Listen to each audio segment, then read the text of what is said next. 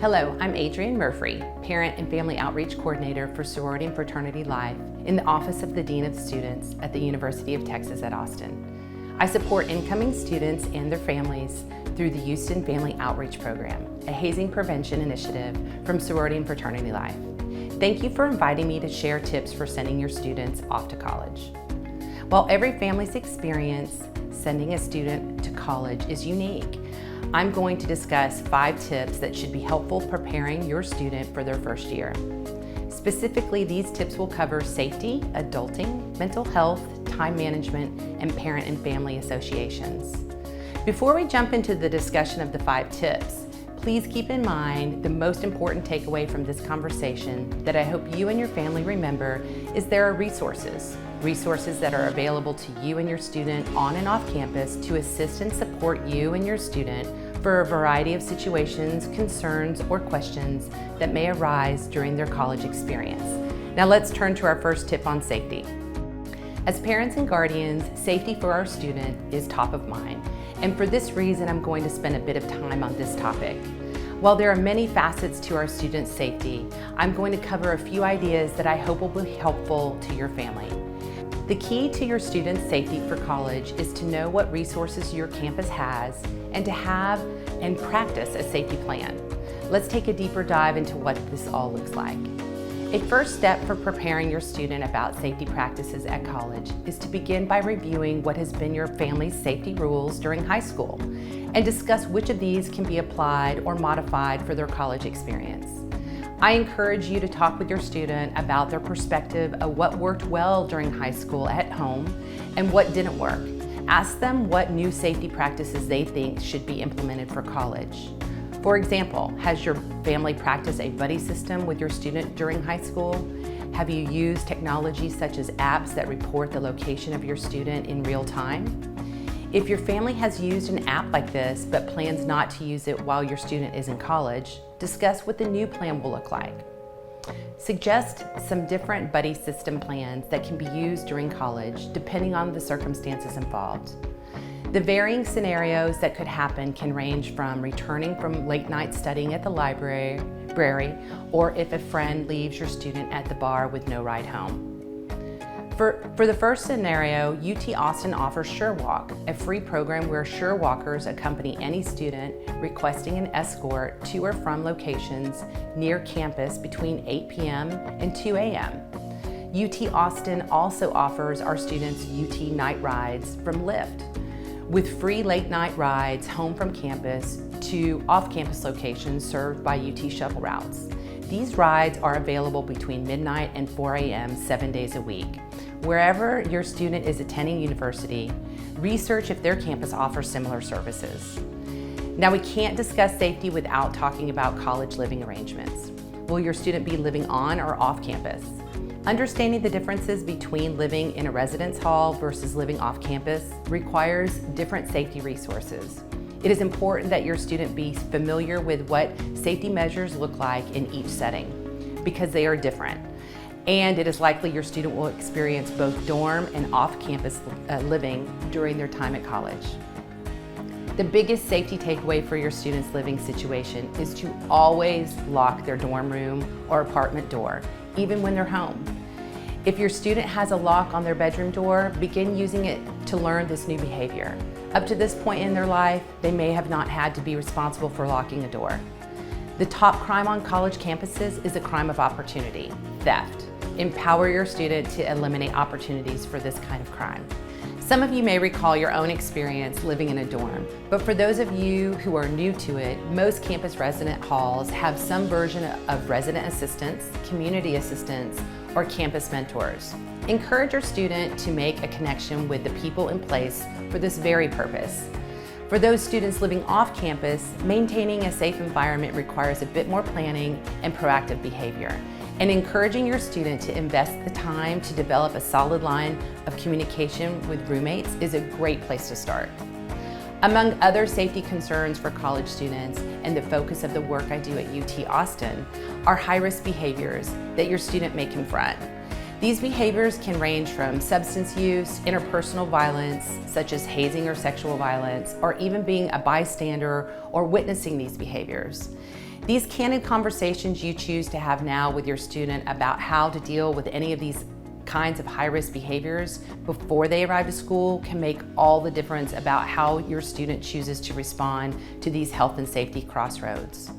Moreover, when you talk with your student about high-risk behaviors, I encourage you to remind your student to 1, stick with their moral compass. 2, make sure your student knows who is in their support system. 3, know the resources of where to seek help. And 4, if your student sees something, say something. At UT Austin, we have our Be Vocal Bystander intervention model. Recognize potential harm, choose to respond, take action. How does your student's university teach our model bystander intervention? Also, please don't think just one conversation is enough. Part of helping your student maintain good and healthy safety practices is to have candid and consistent conversations with them throughout their entire time at college about your family's moral compass and how to stay true to themselves.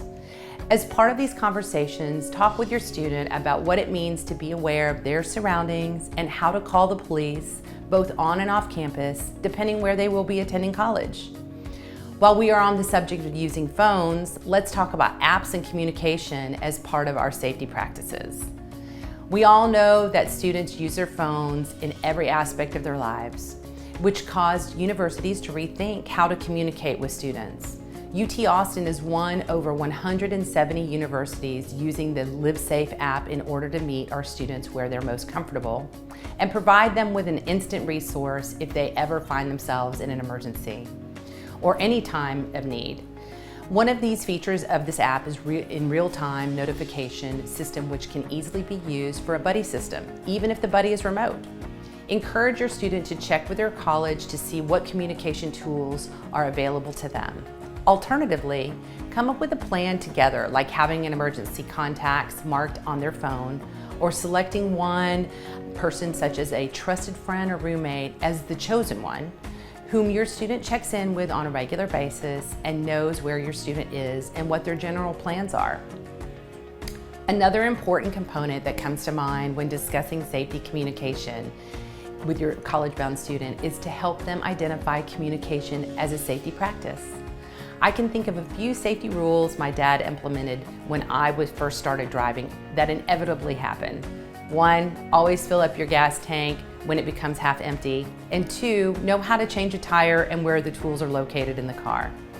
For our conversations today, we want to make sure to include why it's important for your student to carry their phone and remember to have it charged at all times when they are out and about, as well as having a backup plan if their phone is not working for some reason. Having a charged phone makes it easier to call for help. No matter where your student is attending school, if they need help, they should call 911. Also, knowing the various other ways to connect to the campus or local police can make a real difference in a crisis situation. For example, at UT Austin, there are yellow emergency phones topped with blue lights throughout campus, so that students are able to easily access a direct line to the UT Police Department. Find out if a version of this phone system to the campus police is available to your student at the college they attend. Undoubtedly, part of the college experience is knowing that challenges will happen and learning how to navigate them as they arise. Yes, there will be mistakes made, but mistakes are part of the process. And with that said, should your student experience an issue that forces them at a crossroad, whether that be financial strains, roommate issues, or high-risk behaviors, know there are resources to help them and they should act on what feels right. Now that we laid the foundation on safety, I'm going to turn to tip number 2, which is about adulting. As we reflect upon how each of us was raised, we know that parenting high school students in this day and age is quite different than even 10 years ago. So getting you and your student emotionally prepared for college and into adulting should be a process that evolves over time rather than the first day your student begins college. Adulting is a new favorite word of the past 5 to 10 years. It is a word we should become familiar with if we aren't already, as the concept of adulting is here to stay. Fun fact, I looked up the definition to share with you. Adulting is to behave in an adult manner and to engage in activities associated with adulthood. 2, to make someone behave like an adult, turn someone into an adult. Recently on social media, I had read a telltale sign of someone who is adulting is when you, quote, tell your parents stories and are no longer skipping over parts. Transitioning from high school to college does take a bit of adulting on you and your students' part, which can feel as if we parents and guardians are going against the grain of how we raise our kids today. Because more than ever, families are often involved in their students' lives. Throughout our students' high school experiences, some of us may relate to checking and fixing as much as possible for them, rather than giving them the autonomy to fail and succeed on their own. It's not easy, I know. The good news is it's never too late to begin a new chapter with your student. You can start immediately by providing more autonomy for them while they're still under your wing. This practice will pay off in spades when you see how your student flourishes on their own in college, because they will have had an opportunity to learn with your guidance. Later, when your student is away at school, you may find them to be more open about their struggles and challenges, which might lead to them calling to share, since they can trust you will listen and support them without taking it on as the adult to fix. How can you start adulting? First, consider what your family dynamics have looked like during your students' time in high school. How involved have you been with their daily life? Do you schedule appointments for them? Do you use an app to check on their whereabouts throughout the day? If the answer is yes, then perhaps it's time to begin transitioning or planning the transition for their senior year in high school so that they can become more independent and you can get used to how it feels to let go of watching over them. Giving yourself time to ease into the transition will be easier when the first day of college arrives. This approach is also helpful for your student to learn how to manage their daily lives independently, but learn how while you're still close by to help. One big adjustment for many families that comes around the same time as sending a student off to college is them becoming a legal adult when they turn 18. Have a conversation with them about this transition. Some students may want to sign documents allowing their parents or guardians to receive information about them, but be aware that being a parent or guardian of a student does not in and of itself allow you to receive such information, including grades.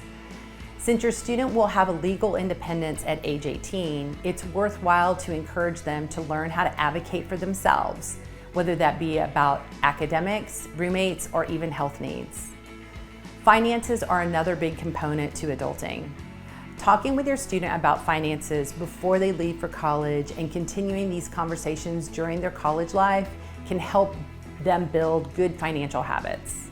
While everyone arrives with a different level of financial knowledge and circumstances, reviewing some how-tos can really start your student off on the right foot. We know that unexpected expenses and financial hardships happen, and it's worth researching what resources your student might have available to them. At UT Austin, students can get support for those unexpected financial hardships through the Student Emergency Fund, which they are not asked to repay. There is also an emergency loan from our financial aid office. Does your student know what resources are available to them at the college they'll be attending? If your student hasn't had a bank account before, now is a good time to talk about banking. Discussing banking basics with them so they can understand how to maximize benefits of a bank account, such as auto pay for bills, direct deposit from a job, avoiding banking fees, and the differences between an ATM card versus a credit card can help lay the groundwork for them. This is also a good time to review the benefits and risk of credit cards. Opening up a credit card account can be a novel and tricky experience for college students who may not have prior experience with how it works and fees associated with them. It can be a great opportunity for your student to build credit as well as financial and personal independence for their future. Lastly, provide some family life hacks that help your student be productive and independent, like how-to laundry videos for different types of stains, or a collection of note cards with favorite and simple family recipes. These ideas help build autonomy while also sprinkling a bit of love from home into the mix, which helps keep your student in a healthy frame of mind. On that note, while students are learning to navigate their new independence, how to maintain a healthy state of mind can feel challenging. Stress management is a learned skill. Learning how to first recognize stress and implementing a plan to deal with it is good to have in place before your student arrives to college. Also, please know your family is not alone. At UT Austin, we have the Counseling and Mental Health Center. What do these resources look like at your student's campus? Encourage them to find out and use those resources should they find that they are in need. Now let's turn to more details about how to recognize stress and how to deal with it. Once your student is able to recognize something is amiss, then it is helpful to have a plan and use available resources. Encourage your student to feel no shame about seeking support and help if they are feeling overwhelmed, overly stressed, or feeling more than the normal blues. Encourage them to set boundaries, learn how to say no, and understand what their limits and boundaries are, and how much time to set aside for self-care. If all else fails and you find your student is not responding well to these ideas, it is helpful to encourage them to talk to the people they already know who can support them, such as a youth counselor, a mentor, a minister, or a teacher from high school. It is important for your student to know that just because they are no longer in high school nor living at home, it doesn't mean that they can't look back to trusted people in their past to help them through a hard moment during college. Homesickness is another feeling that may come up during their first year. This can be a normal part of a student's transition. Even the most outgoing and happy student can experience homesickness. The best thing to help them through this moment is to support and reassure them it is a normal feeling and it too shall pass with effort on their part by embracing it and keeping busy. Talk through with your student about breaking up their semester in blocks of time so they only have to focus on one block at a time. For example, if they can see that you will arrive in just a few weeks for an event such as Family Weekend like we have at UT Austin, then it may feel easier for your student to focus on the now and the short time until your visit. In the meantime, encourage your student to buckle down into a routine, exercise, and get ample sleep. Also make it an agreement with them to keep in regular contact with you by having a set time for a video chat or a phone call or even just texting with photos. Encouraging your student to find a group or an activity they can get involved in on campus or seek a part-time job are opportunities to help them find community and to relieve some of those homesick feelings. Finally, allow your student to bring a piece of home with them to college to make it as a part of their new college home. Whether that be sharing a family recipe to share with new college friends or a memorable item from home for your student to place in their dorm or apartment in hopes to help ease the transition. If your student finds that their homesickness is not passing and the feeling continues to linger longer than expected, then talk to them about seeking additional help with resources on campus. Our fourth tip is about time management. This can be a hurdle for new students, but with a little time, effort, and grace, it is a life skill that will serve your student well once they discover what works best for them. As a parent or guardian, encouraging your student to know themselves and to be aware of their own growth opportunities will help guide them through how to make modifications. Discussing with them that there will be hurdles and pitfalls that may strike while trying to establish a new schedule amidst their new life is simply a part of the process and requires proactive planning and willingness on their part to make adjustments accordingly when things aren't working out. For example, if your student has an 8 a.m. French class Monday through Friday, but is known not to be a morning person and it becomes an issue to get to class on time, then encourage them to reevaluate and work with their academic advisor to make changes. Discuss with your student that college life is inherently less structured than high school, and preparing them about how to structure their time can really alleviate stress. Perhaps you have a student who has been busy during their high school years building their resume for college with a variety of activities and are accustomed to managing their time. If so, they don't have to recreate the wheel. They can simply apply those life skills they developed in high school as a model for how to structure their college time. If, however, your student has yet to experience managing several activities or an after-school job, encourage them to begin by establishing a calendar, setting a calendar reminder for assignment due dates and extracurricular activities. Most importantly, in any case, remind them to seek support if they are struggling with time management. At UT Austin, the Sanger Learning Center offers a great workshop on time management. Check to see whether your student's university offers something similar. Our last family tip is directed to you more than your student. Tip number 5 is about parent and family resources, including family associations. Each college and university has different opportunities for families to hear from the university and connect with other parents. At UT Austin, we have Texas Parents supporting all families with resources and the Texas Parent Association. Resources include helpful information for prospective, incoming, transfer, and undergraduate families through parents.utexas.edu, and all families can call Texas Parents with their questions. What kind of resources does your student's college offer for you? A quick search online is an easy first step. Every parent of an incoming UT student receives a complimentary 1-year membership to the Texas Parents Association, including a monthly newsletter with updates, resources, and opportunities for you and your student. The Texas Parents Association also offers a supporting membership that includes a closed members-only Facebook group, Texas athletics opportunities, and support scholarships for students and grants for student organizations. This type of family association can be a great way to connect with other parents. I hope that you are leaving with more information and peace of mind for you and your college student. To be clear, knowing where to turn when your college student needs support is key. Colleges expect to hear from their incoming students. While your student is still at home preparing for college, be supportive of them taking the initiative in a productive, respectful manner to get their needs met.